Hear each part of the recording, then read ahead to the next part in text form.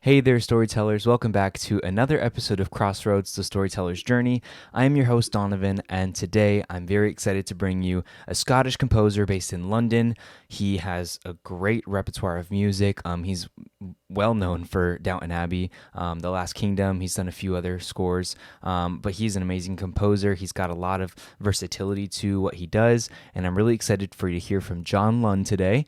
I know that this episode is a bit late, but I really appreciate you hanging in there with me and coming out to listen to this one. If you haven't listened to the previous episodes, please do so. I have an episode with Caleb Wu that was my very first episode, and that is also with a composer. So, some great insights just about storytelling in general, what storytelling means to these artists, and I'm really excited for you to hear from John today. If you haven't yet, please review this podcast on wherever you're listening, Spotify, Apple Podcasts. It really helps out, as well as sharing it with friends, with composer friends, with friends that are just storytellers, smaller creators. This is all for you. So I really hope that you can enjoy this podcast, share it, like it, love it, want some more of it. If you want some more of it, let me know, and I'll be sure to hop on some other artists. Anyways, without further ado, here is John Lunn. I really hope you enjoy the podcast. I hope you're doing well, and we'll see you later.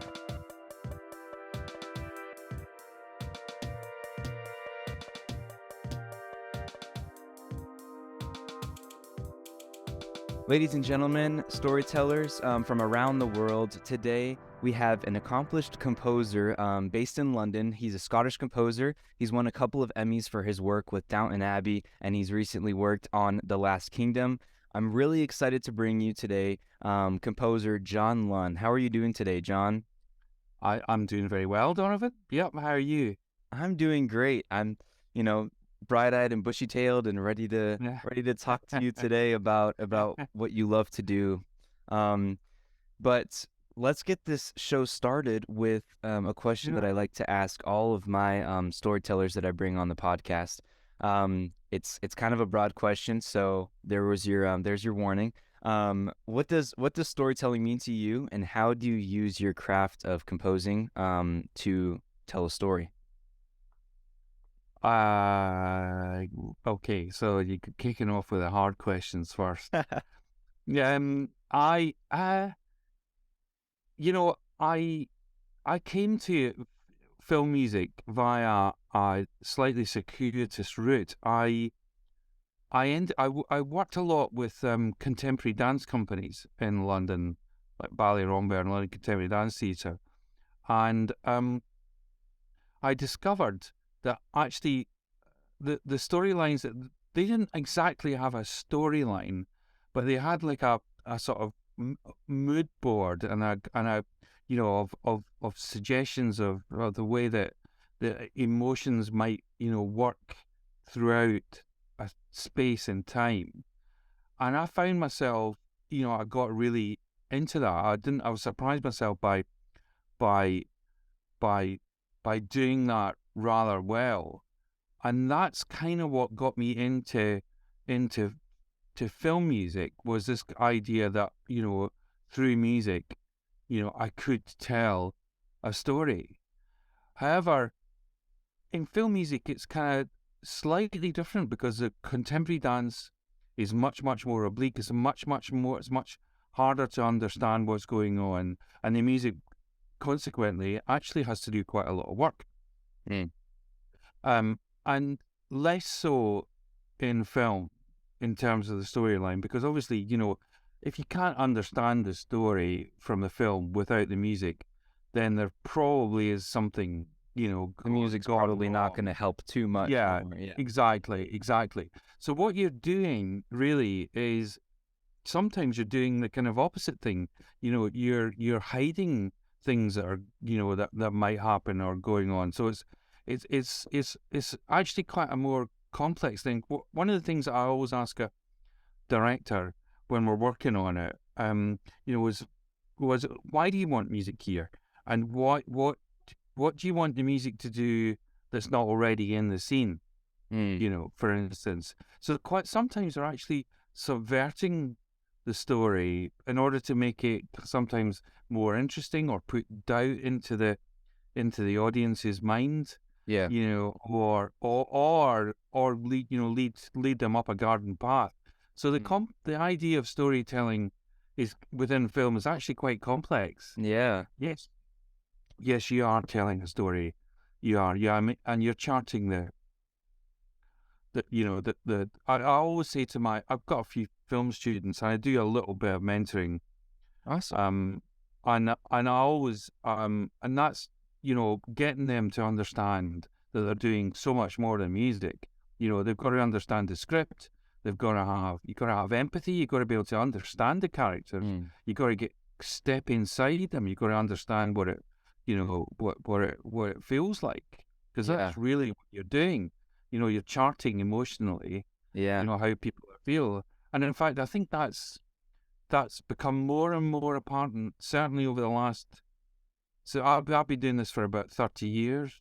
And I say, but the last 15 years, I spent more time trying to convey what's going on inside people's heads than almost anything else Mm. in the movie. So a lot of Yeah. what I'm doing is because sometimes somebody can just be staring vacantly into the space, Mm. and the audience is left to imagine what's going on. Yeah. They I have mean, it to could be practice their own calm, it could empathy. be, it could be extreme anxiety, Yeah. you know. That's I Um, think that's a perspective of composing that haven't necessarily heard before, is stepping into the character and really understanding what they're feeling, what they're yeah, going through. Um, because in a particular moment, the actor can only do so much with their facial expressions, and the rest is left up to the audience's interpretation. So you're kind of yeah, filling that gap between what the director is trying to convey to the audience, which is, I yeah, think, one of the ways the music is used as a tool in film. I think that's a really cool way of thinking about it. I remember when we discussed, when we had a conversation a few years ago. I remember you telling me how it's a living thing, and how music is a living thing, and you're taking the living thing on screen, the person, and you're adding more life to it. yeah, exactly. And quite often you're kind of motivating as well, an actor's actions, before I mean, sometimes like you have to be careful of that you don't telegraph, exactly what somebody's about to do and stuff like that.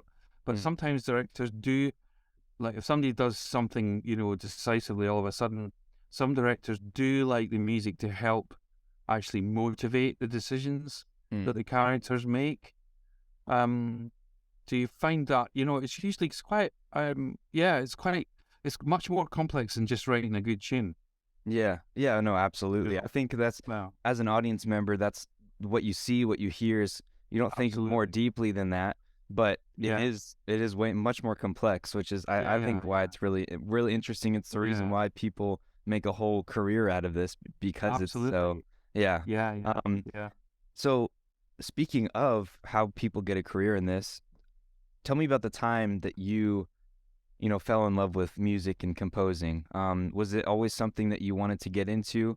And how did that sort of happen? Not necessarily, what logistical things happened into you getting, like, obviously I know that you went to school, you went to university, Yeah. and you were just doing your own thing for a while. What do you think, tell me about the time that you fell in love with music and composing. Well, I think I was probably, I fell in love with music probably when I was somewhere between the age of 10 and 12, I think. And my father had been a sax player in a jazz band. There was a lot of jazz in the house. He Mm-hmm. used to play, my mother used to play quite a lot of classical.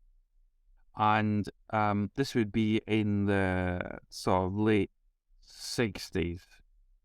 And of course, I got really into, Jimi Hendrix and Deep Purple and Led Zeppelin. Mm. Um, but that didn't last for very long, actually. By the time I was 12, um, I was really into Miles Davis. And that's when I really started to take notice. And then that led to a bit of classical music.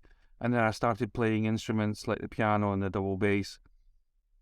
And then by the time I was 16, I was completely obsessed with music, Mm. and just practiced all the time. Nobody had to tell me to practice. I just loved playing the piano.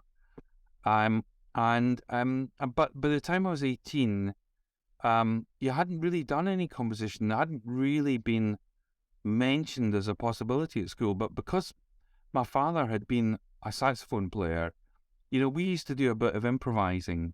Yeah. The two of us, and I learned a lot from that. And so by the time I was 18, I decided I wanted to go to university and actually study music. I didn't want to go to a music college where you don't really study music. Well, you didn't in my day. You kind of went and studied an instrument, basically, and you Okay. were basically studying music that had already been written, Mm. by Beethoven or Mozart. Great though it is, it's not actually a very creative process. But university turned me into a composer. Yeah, I left there, when I was 21, 22, knowing exactly that's what I was going to do. However, I still didn't know I was going to end up in film, Okay. so I went into pop music briefly, kind of for about 3 or 4 years. And then I ended up, playing with contemporary dance companies and, writing music for them. And I worked a lot with orchestras in London, and I kind of did every style of music, from jazz to pop to contemporary classical. And then by the time I was 30, 31, um, I decided I really needed to make up my mind about kind of, where I needed to go. And of course, I wanted to earn some money. I think my first child was on the way, and I felt I really had to knuckle down and, and find. And film music just seemed certainly to begin with, it certainly seemed to pay better than almost anything else Mm. in music. So I went down that route, really. Yeah. Yeah, and I mean, going down that route, I feel like there's a lot of ways it can go. It's you meet someone, you're just working, and someone finds what you're composing, what you've written. They find you with the dance company. How was your first bigger project, the one that kind of made you feel like, okay, like I can really do this as a career? What was that project, and how did it come to you? Yeah, well, really, it was the first film I'd the very first film I did. I remember doing a demo cassette. I'll show you how long ago it is.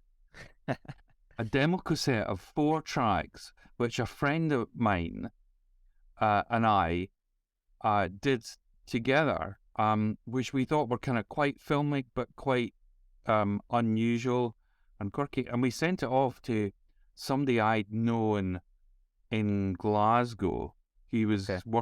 was head of drama at the BBC in Scotland. Okay, cool. And I'd met him before, not that well, but as luck was have it, they were doing a film and they just fired the composer, and my cassette landed on his desk, and he put it, oh, I remember John Lunn. I wonder what this will be like. And he played it, and he gave me the job, Wow. and that was it.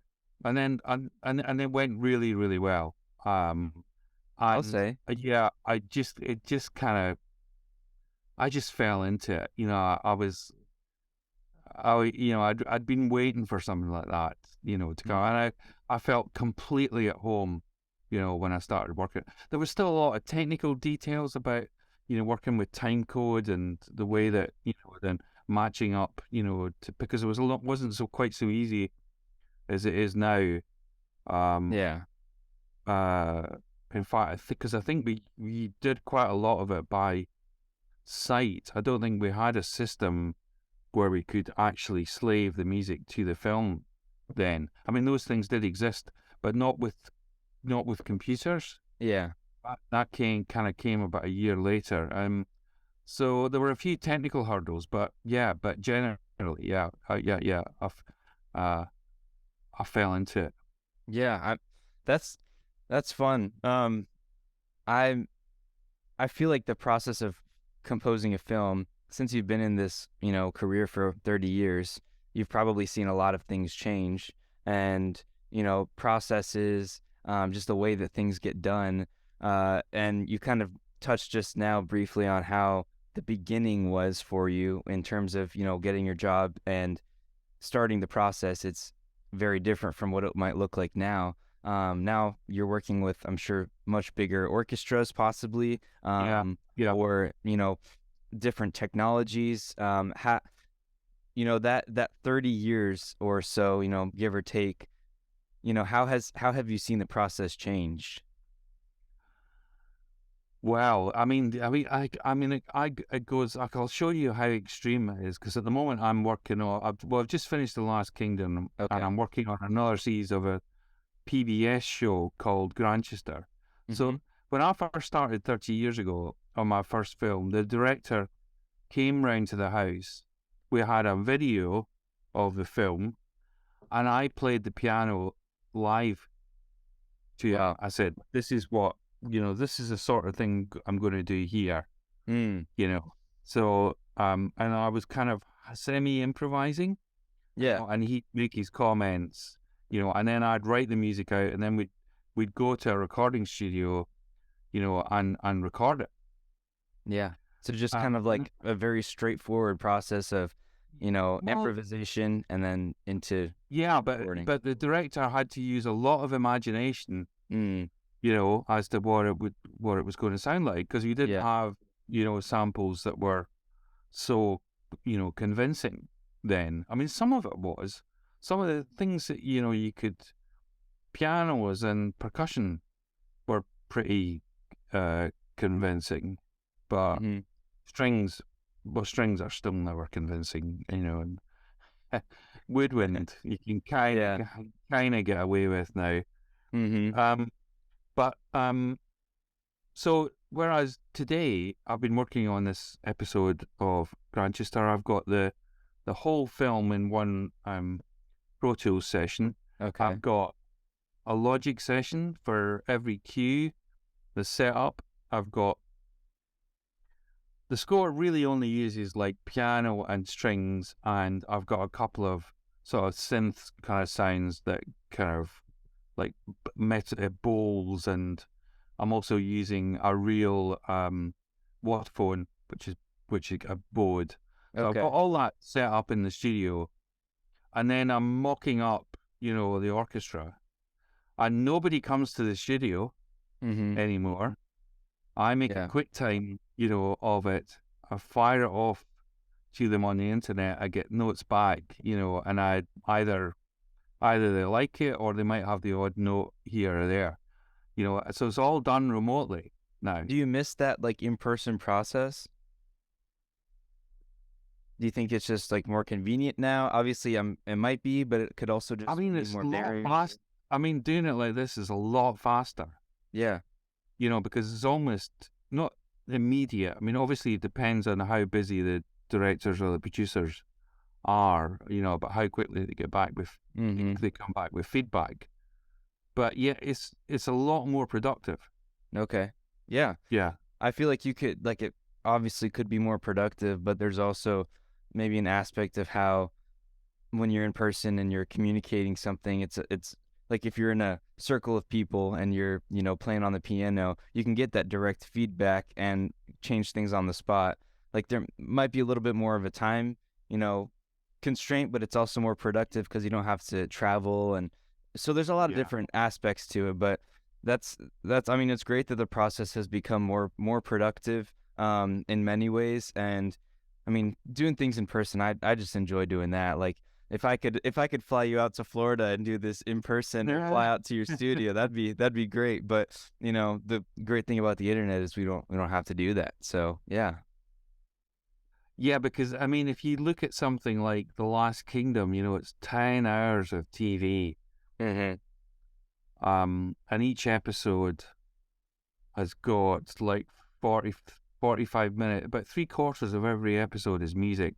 Okay. There's not much So silence. no. So if the directors were all having to come here, A, to talk about the Mm. episode, and then B, to come here and Notes and go stuff. over every cue, Yeah. every note. I mean, you're talking about adding like a couple of months onto And budget. onto the lines of the project. Yeah. Yeah, budget. Yeah. It's just not so easy. And nowadays they'd rather put more money into the actual production, the production design of the film or of the TV series instead of, oh, we can save money here with the music, like let's do it. If we can do it, let's do it. And if it comes out great, like it has. I listened to the Last Kingdom soundtrack last night just preparing for this Oh yeah. little session, and it was a lot of fun. It was very different from Downton Abbey. And Well, of that's why I course, wanted to do it. yeah, that's awesome. Yeah. It expands Yeah. your, understanding. It expands your expertise. You're prepared for different projects now. Um, was it a daunting task to take on the Last Kingdom when it was first presented to you?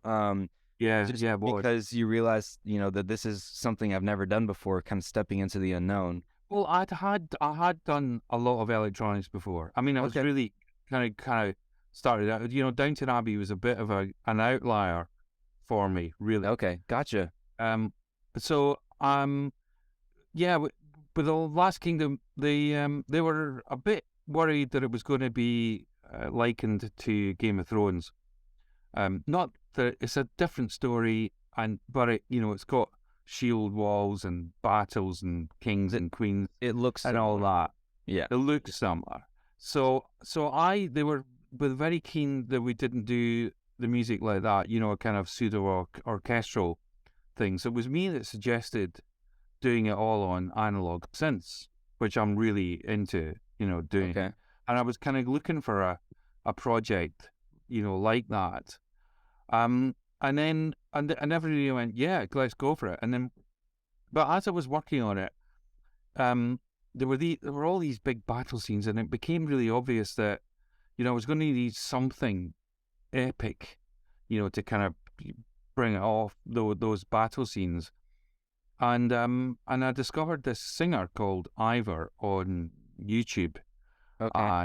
and I nicked a bit of her on from YouTube, and she did this kind of real growling, kind of grunting, throat singing, and it just sounded so aggressive and so. Can you try it for us? I mean, I can't really do it. I mean, Yeah. she's just stunning at it. You need to check out the Last Kingdom soundtrack, and you'll see what I mean. But anyway, Is she in that song? There's like one song that it seems to be a little bit more popular on Spotify, at least. I can't pronounce it. I was literally looking for the Love Tracker. Yes, that one. How do you say it? We pronounce it Lovestracker. Lovestracker. Yeah, it means Okay. light seeker in Okay. Faroese. Gotcha. Yeah, that's how she's singing. She's not doing that grunting that thing, but that's her Mhm. singing. Okay. That's okay, cool. Continue. So Yes. what happened was, I nicked a bit of her off YouTube, and I put it on the end of the first episode of The Last Kingdom, which they were still editing. And I added some really heavily distorted double bass to it, and a couple of pads, and I sent it off to the producers, and they absolutely loved it. Kind of. Mm. So I flew her over. She's from the Faroe Isles. She lives in Copenhagen. So I flew her over, and she stayed with us for about 3 or 4 days, and we just did loads and loads of recording, and it just became obvious that she was going to be, a major part of the soundtrack. So we decided to do it together. Yeah. Basically, I mean, so the two of us split the publishing, and Beautiful. I she's think awesome. it seems like she's a very central part in the storytelling of the music. It's She's massive. It would be nothing without her. yeah. What would you say to the story of the Last Kingdom? That sort of instrument, like her voice, adds to the story or adds to your music. Yeah, it's because she's particularly good at singing in a meaningful way without actually using lyrics. Because lyrics in a movie can be a bit of a, they can be a bit of a distraction. Yeah. If there's lots of dialogue, and she developed this style really, really quickly. Of just again, it's just heightening the emotion. And quite often in The Last Kingdom, we do that thing where we do motivate the actors because, a lot, especially in those days, people made decisions kind of very quickly. It's very visceral, there's very battles where people are struggling to stay alive. Yeah. And so we use her a lot as a kind of to actually motivate the decisions that the actors make, Yeah. in the story. And she's got really particularly good at that. And she's also got an incredible range of styles. I mean, we use her as a sort of English choir boy at times, and then she can do these Bulgarian vocals, and then she does this thing, which I call her demented baby voice, which is kind of, just so extreme. I've never Did you really know you heard call it. it that? Yeah. That's funny. That's awesome. The demented Um, baby voice. yeah. You want to So, try that one for us, or? I definitely not trying that one. I don't think your speakers would be able to handle it. That's okay. And then it also turn your audience away, Donovan. No, listen. If the audience is turned away by you, it's not an audience I want to have. So, um, But we've just done a new album, so we've just finished our new Netflix movie of The Last Kingdom, which is Okay. due. But I don't know when it's. I mean, we've finished it, mm-hmm. and the soundtrack album is all finished, but the soundtrack album will be coming out, at the same time as the movie. And we don't know yet. Netflix Yeah. haven't decided when it's So coming out. this Last Kingdom, so it's a film from the Last Kingdom, kind of like in the same world. Yeah. Okay. So there Gotcha. was 5 seasons of about 10 episodes, Okay. and then they decided to do a 2-hour movie to finish the whole thing off and Okay. bring it to a conclusion. Instead of making it like 9 seasons or however long Game of Thrones was. Well, the problem was it was based on a book, on a Okay. series of books anyway, so they were kind of running out of. They already had the story kind of written for them. They were just putting it on the screen. Okay. Yeah. Do you draw on, like, did you read the books for it or no? I didn't read the books. No, Okay. I read the scripts. Yeah, absolutely. Uh, If you like, I don't know, I feel like, would that add more understanding and research to the period, or do you do your own research on the period that's taking place so that you can kind of draw upon that to compose your pieces for it? I'm just curious to know what the research process looks like when you're stepping into a genre like that. there is a fair amount. I mean, I'm not sure what, now that I come to think of it, I'm not sure why I didn't at least read one of the books. Mm, I mean, for instance, I did Dickens' Bleak House and Little Dorrit okay. a few years ago, and yeah, I read those beforehand, and I did a Bronte sisters biopic about 5 or 6 years ago. And I did a lot of, well, actually, I read a lot of those books anyway, but Mm, uh, I didn't know a lot of the. I mean, in fact, this was an interesting one because I've got, as part of this mentoring thing, but I've been doing a little bit of. I gave some pupils this scene from this Bronte sisters biopic where Emily Bronte was reading out this quite famous poem called The Prisoner, which okay. is about kind of, it's about a prisoner, but really it's also about her being imprisoned. As a woman in those days, part of their problem was that they couldn't inherit anything from their father. Everything would go to the brother, who was a drunkard. So it was a real cry of desperation, the poem, but Mm, it was recited up in the Yorkshire moors that kind of looked quite beautiful. yeah. And all my students wrote this very beautiful music, for being up on the moors, Wow. and it could not have been more wrong, and what they hadn't done was find out what the bloody poem was about. You know what I mean? They knew They were everything going but what the completely by the was. visual. Yeah. Yeah. But what's the poem about? Mm. That kind You're of, like, I don't know. Yeah. So yeah, you do have to do your research. Mm. Yeah. What kind of research did you do when you were putting together Downton Abbey? Because I remember as a little, for the listeners, I wrote a paper a few years ago for a class that I was doing, and I was able to interview John a few years ago, and I did that and asked him a lot of questions that are similar to what I would be talking about on the podcast. But one of the things he said was that he doesn't feel like he brought the audience to the time period of Downton Abbey, in terms of what the music was at the time.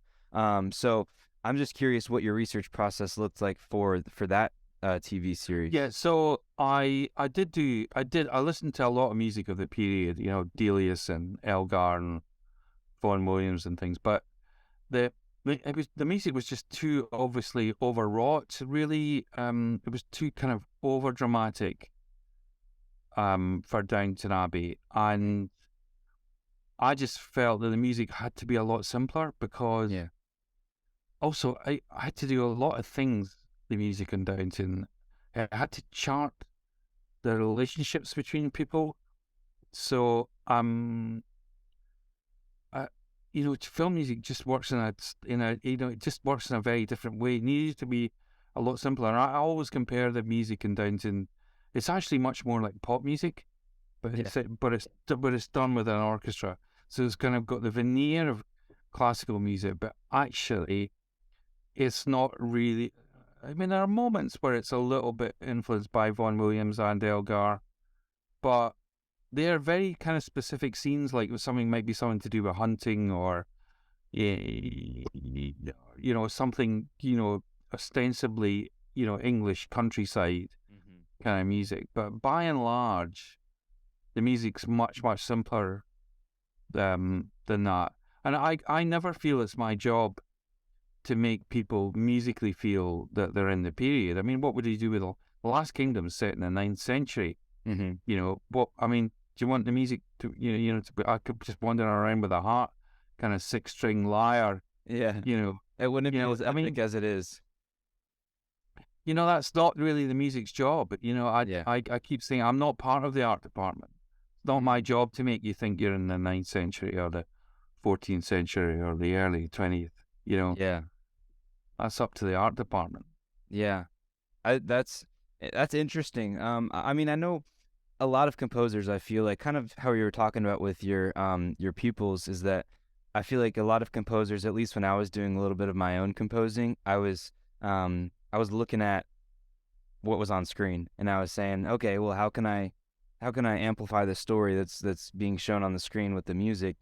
I didn't even think about what time period it was. I mean, the stuff was mostly modern. I did something from I composed the opening scene to Alien a few years Oh ago, yeah, and that was I didn't even think about when the film came out. I was just like, let me make this as ominous as I can make it, as sort of, there's an alien coming up somewhere in the film. Like, I just want to Mm, make it ominous. So that's what I was thinking during it, and I didn't even think about, the period. So it's definitely more to do with what you're seeing on screen and the art department's, organization and portrayal of the period rather than what the music's doing itself.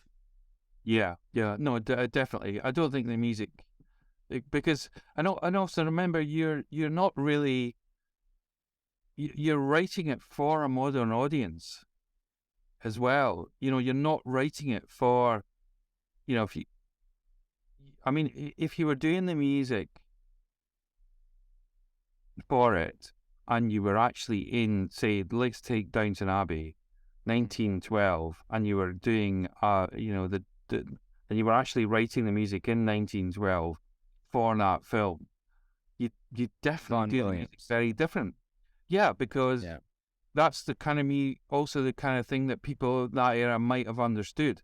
Whereas now, people have been, bombarded with so much kind of type of music is how their level of understanding about meaning and storytelling with music is definitely, changed. Yeah. Uh, what we'd consider really scary, what might have been really scary in 1912 would probably no longer be scary now. for instance, Or vice versa. or very vice versa. Yeah. Yeah. I think I took a contemporary music actually no, it was a music literature course in my freshman year here at school, and I remember being terrified by the piece. I was like, this is scary. I Which can't one? What was it? I really wish I remembered what it was called. I could probably find it out for you and tell you afterwards, but I can't find it right now. It was a German a German piece, I think, or Austrian, and a woman was singing, and it was kind of like she had all these like weird like scoops and like Oh, it sounded kind of. it wasn't Piero Lunaire by Schoenberg, was it? I think it was. Right. Yeah. Yeah, and the style of singing is what you call Sprechgesang, where it's because Yes. it's halfway between singing and speech. Yeah. Yeah. Yeah. I was terrified by it. And I was like, maybe maybe this is what they were into back then when it came out. But I just remember being like, this is interesting. This is different. And then also to kind of take that further, sort of the film composing, like adding film to it, is that song is in a movie or in a TV series. They put it on top of it, right? So I remember watching the scene and hearing this music along with it, and it just amplified the, kind of just weird, scary, ominous. Yeah, I'll bet. Yeah, yeah. And I think that might have contributed to how I feel about the song itself. Because Yeah. obviously I think the performer is, they're good, but it's just not something that I'm familiar with. So, just kind of like adding that little bit of fun, because I just remember listening to that song and being like, what is going on? But yeah, let's kind of start to wrap this up here, but I'm curious to know, whether or not you have an answer to this, I'm not sure, but do you have a favorite kind of project that you've worked on, or do you see them all as just something, they all are different, so it's kind of hard to compare them all? Yeah, it is really hard to compare them all. I mean, I'm really fond of The Last Kingdom because The Last Kingdom, the music, if I was left to my own devices, I was doing music just for its own sake, I'd probably be doing more like that. So that's probably closest to me. But I like them all. I like working on Downton Abbey. It's quite a close team of people. I mean, we'll it's not definite yet, but we'll almost certainly do a third and probably final movie. But I'll miss it. I've been working on it since 2010. That's my time out, yeah. So Time. it's a long time, Yeah. So we'll probably end up, I'll probably end up working on it for about 15 years. Wow. I mean, that's an awesome. I mean, not all the time, obviously, but Yeah. It's been part of your career for that long now, and it's just become part of, how you tell your story as a composer. And now The Last Kingdom's kind of taken a part of your career, and you're doing a great job with it. I've enjoyed the soundtrack. I found there's a little video on YouTube that's called like The Last Kingdom. I guess just kind of like feeling music. So it's got like songs from the film or songs from the series, but it's put over like wind, and it sounds all like, if you're trying to study, it's got like that, I guess, the environmental kind of feeling to it, which is super cool. But I listened to that while I was preparing, and I was like, man, this is really fun. It's different from, comparing the looks of the series to Game of Thrones. It doesn't feel like the Game of Thrones soundtrack to me, which is, I think it's really cool. It adds a different thing to it. Than the new soundtrack album, I think, is probably the best thing I've been involved with. I think Wow. Yeah. it's really good. Yeah. I'll definitely have to continue listening to that and maybe check out The Last Kingdom Well, because I haven't done that yet.